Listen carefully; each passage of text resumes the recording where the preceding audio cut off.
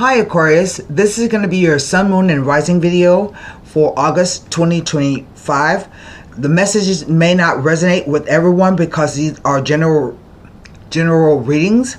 So I suggest you check back your Moon and Rising sign. As always, you can come visit me at HiddenLotusTarot.com, my website, where you can purchase a personal reading from me. I have several packages, and my turnaround time is 24 to 72 hours. I don't like to make people wait. So I have with me today the Radiant White deck, the La Vida Sibila for clarification should we need, and we'll wrap the reading up with the Psychic Oracle Tarot. Okay? Let me turn the camera around. I have done some meditation and shuffling on your sign and glyph already. And hopefully we can see the cards because the light is kind of funny in here. It used to not be that way. It was very beautiful light.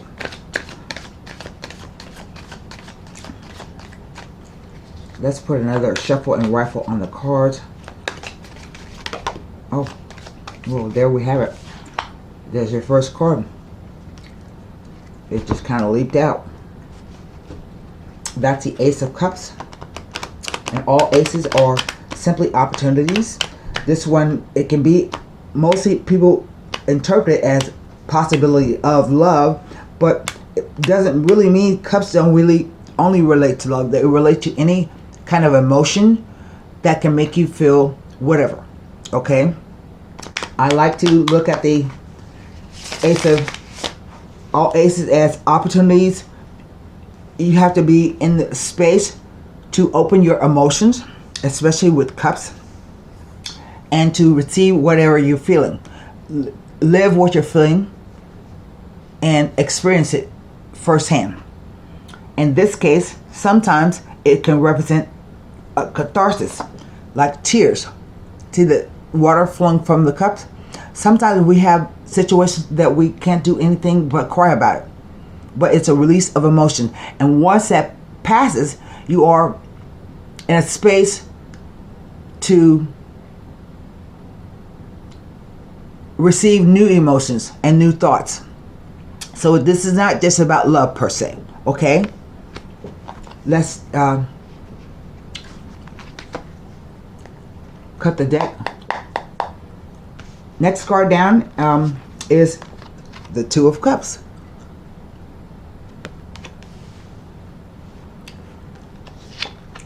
The Two of Wands. Already, I have two twos. The page, the Knight of Cups, the Knight of Coins.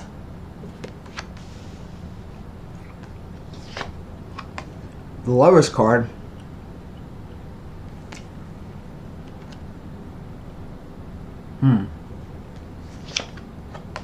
The Justice card.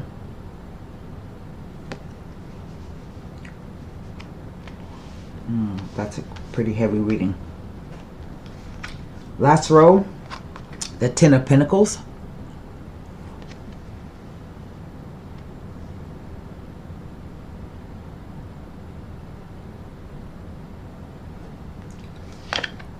The Queen of Swords.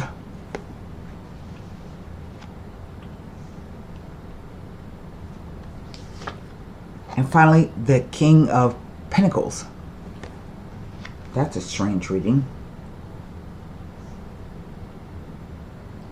So it ends with two court cards. I have three court cards, but it ends with two, a king and a queen. What is the energy over the whole reading? The Seven of Cups. That makes sense to me now. Let me look at the cards.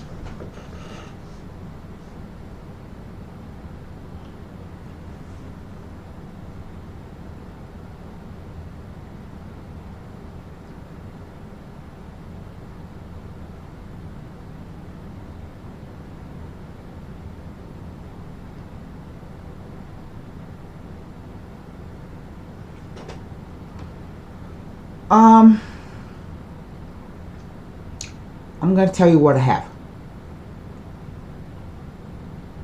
I have 2 cups, a wand, 3 pentacles, 2 major arcana cards, and a sword.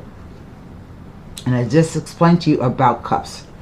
Wands represent your focus, your passion, your determination, your desires, but sometimes can relate to your work or career. Pentacles relate to the doing of something or money. The 2 major arcana cards are all about your spiritual lessons, what you have to perhaps need to learn from this situation. And the sword represents your thoughts, beliefs, perceptions, ideas, and communication. In the center, we have the Lovers. And this card can represent, sometimes, it's like a soulmate connection. 2 people who are together, they haven't had a fight, they get along well, they respect each other. It's sort of like the 2 of Cups. They exchange logical ideas, they respect each other, they love each other. But sometimes it can also apply to 2 people who have a mismatch of energies. Like you have an arranged marriage. You just married the person because they had money or whatever. And so to me, it represents a choice. You know, and about marrying your feminine energies with your masculine energies, but it also represents a choice. And the card says, whatever choice you have to make, you make sure it's a correct one, because it will have far-reaching consequences. And when you make one choice, the door closes on another choice. We'll come back to that card. The cards are ranked past, present, future. Past, present, future with the interplay of the cards. I told you about the Ace of Cups. So it looks as though there may be some kind of partnership or relationship coming in, a romantic relationship. The 2 of Cups doesn't always talk about romance either. It can be the right partner will come along, a business partner. I don't know if you know the band Steely Dan, and they were together for like almost 40 years. That's longer than some marriages I know. But they got each other. They just got each other, and they were a powerhouse combination. But then I can't remember his name because of my stroke. The guitarist died, and the guy is left. Donald Fagen is left alone. It's like that kind of partnership, where you get everything about the person, you vibe off each other, you make money together, you love each other. So then we come to the 2 of Wands, and the 2 of Wands says that you have the world in your hands, but you have a lot more to do. You have to make a decision. So I have 2 2s, and 2s always represent a choice, a decision, an option, a duality, whether you are opposed within yourself about something or someone is actively opposing you. A crossroads. That's what 2s represent. And here we have a decision. So the 2 of Wands can say, be bold and take a risk anyway, but you have to make a decision about whether to go backwards or forward. If you look at the placement of the figure on the card, he's faced towards the back, towards the past. Okay? And sometimes the card can say a message may come in which will help you make a decision. Either way, the next row says something goes forward, but it's a slowest knight in the deck. It's a Knight of Pentacles. See how big his horse is, lumbering and not moving? He's standing still. This says, the card says that when the Knight of Coins appears, It's a message that you have been waiting on for a long time. It's either financial in nature or it's about doing something. But he hasn't moved yet. So you might be waiting a little while longer on what the message is. But Knights, for me, represent a message coming in that moves situation along. Okay? And I would take it that the message is about some kind of legal issue or contract. The Justice card. But the Justice card says you must weigh up the pros and cons of the situation, and then based on all the reason and logic that you have, make the best decision for yourself. No matter if it's not the decision the choice that maybe someone makes a choice for you and you lose the contract or the whatever.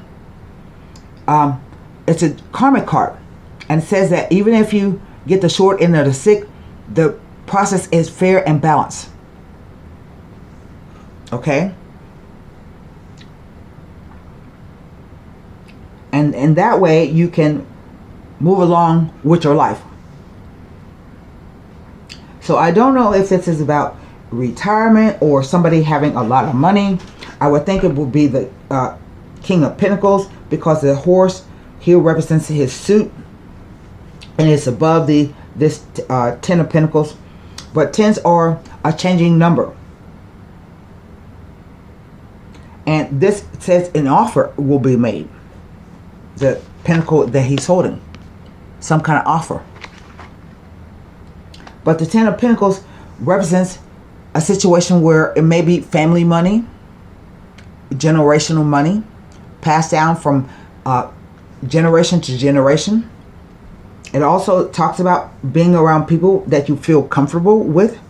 Look at the card. We have the man, the woman, the child, the old man, 2 dogs. So it can even imply that everybody does their part and chips in, and everybody prospers. But we can also look at the 10 of coins as a career card. I usually see this card come out when someone is thinking about retiring. They have reached the pinnacle of their success. And let me be clear, success can be anything that you deem it to be. Some people want to have a 6-figure career, a corner office, and a fancy car. Maybe your definition of success is just that you got your kids through college and they are now going out on their own, or you have purchased a home and you paid it off. Maybe that to you, that's success. So never let anyone define what success means to you. But it could be about somebody wanting to retire. It could be about your 401k, your Roth IRA, your stocks, your bonds, whatever finance or resources that you have. But then we have this odd Queen of Swords. She doesn't kind of fit in the story.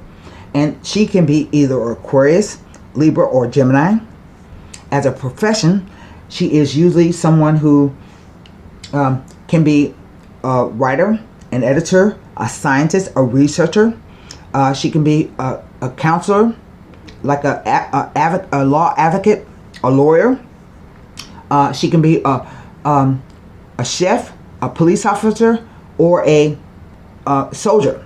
So anywhere where sharp tools or sharp intellect are needed to get the job done. And most people say that she represents the divorcee queen, that she's mean and bitter. I don't, I'm divorced. I'm not mean and bitter about it. But what the card does represent is someone who has seen their share of troubles and difficulties. And so they will tell you exactly how they feel. She misses no words. And if you are having to go to court for something, this is the kind of person you want working for you. I think she gets a bad rap because you definitely need this kind of energy sometimes.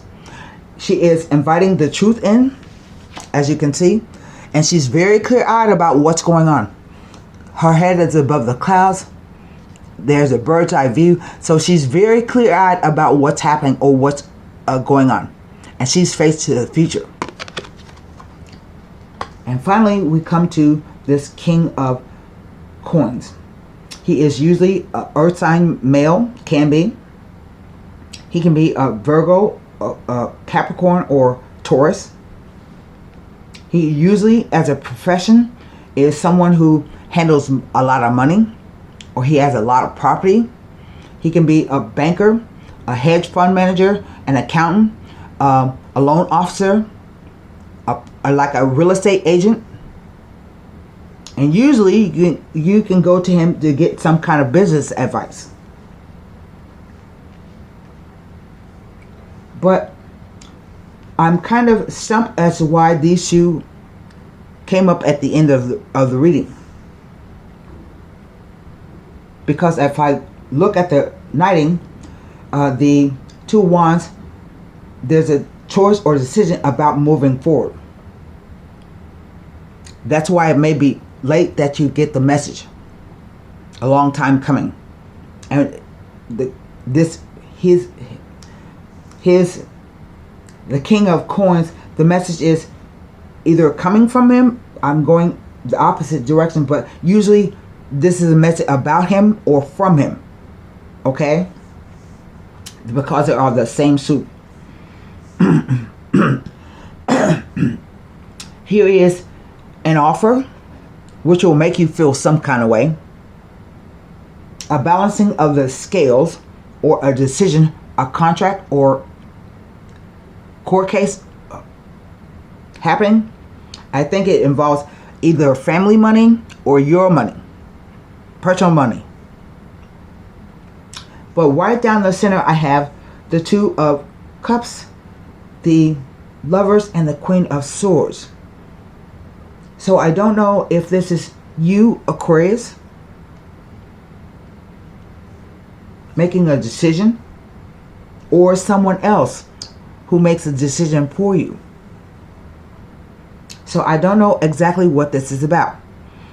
The other thing is I have the Seven of Cups over the whole reading. And sevens say you must stop and think about what you're going to do, all that has come before, and what you're going to do afterwards. So sevens require thought, contemplation, meditation. But in this card, we see the figure is in relief. He's in front of a whole bunch of clouds with cups. This can imply fantasies, castles being built in the air, even a nightmare. Why? Because you have so many choices to choose from, you don't know which one you should choose. You have temptation, self-actualization, power, peace, money, and property. But the seventh thing is unidentified. It's under a shroud. And the card says that if you can identify what this thing is, maybe some of the other cups will fall away. It's about choosing the most important thing to you. It's going to cup. It could even be that you drink too much. Sometimes that comes up. That someone drinks too much and has a bunch of fantasies and illusions. So this means you are not thinking clearly at the moment, or will not think clearly when this thing goes down. It also says that when the Seven of Cups appears, you can expect a surprise. It doesn't say whether it's good surprise or bad surprise, just a surprise. So the lesson of the Seven of Cups is that you can absolutely, positively get what you want and need if you get rid of all the distractions. Because if you choose the most important thing to you, you may not need at the moment power or peace or riches or whatever. Temptation. You may not need that. So that's why there's a decision that has to be made. And the two twos talk about an engagement or wedding or commitment. Commitment. So I don't know if this is related to business. I have a feeling it's related to a romance, but there's an element of business involved. So I can't turn over. I can't read the core cards because they traditionally represent people. But that leaves me the Ace of Cups, the Two of Cups, the Two of Wands, and the Ten of Pentacles as it relates to the Lovers and the Justice card. I mean, there is a decision, a financial decision to be made, but I don't know if it involves somebody's family or not. Let me see. Or their job, or their retirement, or whatever. The Ace of Cups with the Lovers tells of positive improvements in regards to family relationships and issues. Issues of the past will be resolved. I don't know.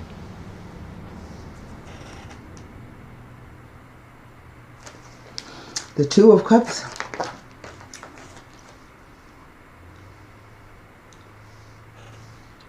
with the Lovers indicates a soulmate union or twin flames. I think twin flames are very dangerous. Is a very dangerous thing because usually someone is always running and someone is always chasing. Soulmates, we often have many soulmates in our lifetime. And sometimes they are not romantic. You have made a pact to come back together in this lifetime to work on certain issues that you had in the past life. So I always warn people that twin flames is not a romantic relationship. It's I think one of the hardest relationships. A soulmate twin flame is one of the hardest relationships you can ever have, because the relationship is not for you to understand the other person. It's for you to understand yourself, because it's a mirror. They're showing something to you. They're holding a mirror up to you and reflecting back what they see. So, Two of Wands.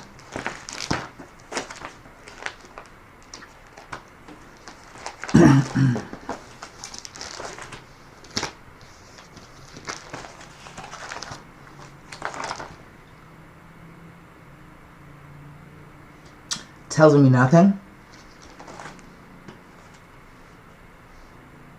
But it says, if you in business and finances, in regards, if you were to cleverly and fairly negotiate, the outcome will be favorable. In a reading, the Two of Wands tells of boldness, courage, and embarking on a new enterprise. It also indicates that a letter or message will provide you with the answer to an important question to do with the contract or transition. Ten of Pentacles.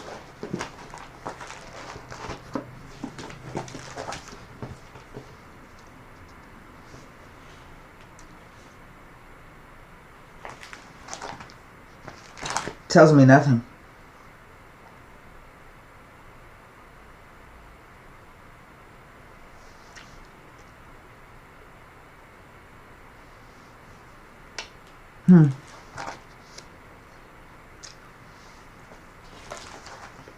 Oh, yes, it does. Ten of Pentacles with the Lovers. This could be, I think it could be a marriage, but somebody is confused about something. With the Ace of Cups, it tells of a joyful partnership, reunion, celebration. And with the Lovers, tells of a happy union and celebrations. It may also be depicting a marriage or an engagement. That's what it said. But I don't know why there's such confusion around this. I think someone has to make a choice, and the choice will be, I think the whole key to this spread lies in the Lovers card. Because whatever choice you make, it's going to have far-reaching consequence. And that's all I can say. So let's pull a oracle card. I could pull some Sibilas on this, but I don't think it's wise because it's a general reading. You can always come, like I said, you can always get a personal reading from me, and I can look at your situation more closely and more personalized. I take your name, your sun sign, and your birth date. That's all I need, and your questions for the tarot. I don't require that you put out, ask or tell me the story, because I feel that if someone is really channeling the energy or psychic, they don't need to ask you questions. The story will just come out, whatever you're asking about. So I require your name, birth date, sun sign, and your questions to the tarot, and that's all I need.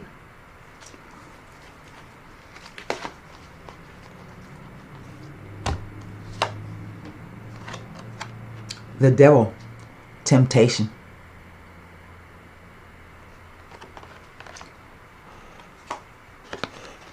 The Snake in a Cup. And let me explain about the Devil.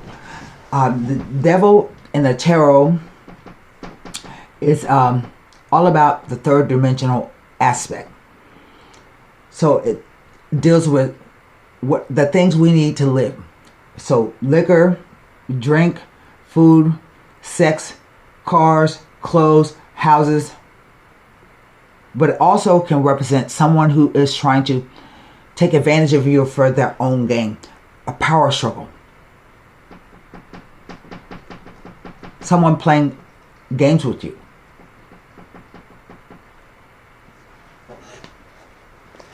So whenever you see it, the devil is not always bad. Through this card, addictions and self-limiting behaviors are being addressed. This is a time when you or someone else in your life may be placing too much emphasis on the material world and its pleasures. Even though we are all born connected to divine source, we have a tendency to pull away from what was once natural. When we become disconnected from spirit, the source that once nourished us, it's often replaced with a different supply or substitute. In other words, the connection is then forged with food, alcohol, nicotine, codependency to someone, even work, hence the term workaholic. Many of us spend our lives trying to fill the void that was created when the link to the divine was broken. The temptation card is calling you to take a hard look at life and ask yourself, where am I suffering from addictive behavior? Is there negative thinking or behavior that's causing my life force to seep out of my soul? Are the people and relationships in my life giving me energy, or are they draining it? Learn to embrace your fears and all of your doubts so that every situation in life becomes a learning experience. Gaining the knowledge that the physical world teaches will help you transcend to a higher spiritual awareness. And that's why I think this card came out. You have to weigh up the pros and cons, the different substances. And that's what I have for you, Aquarius, Sun, Moon, and Rising for August 2025. Good luck.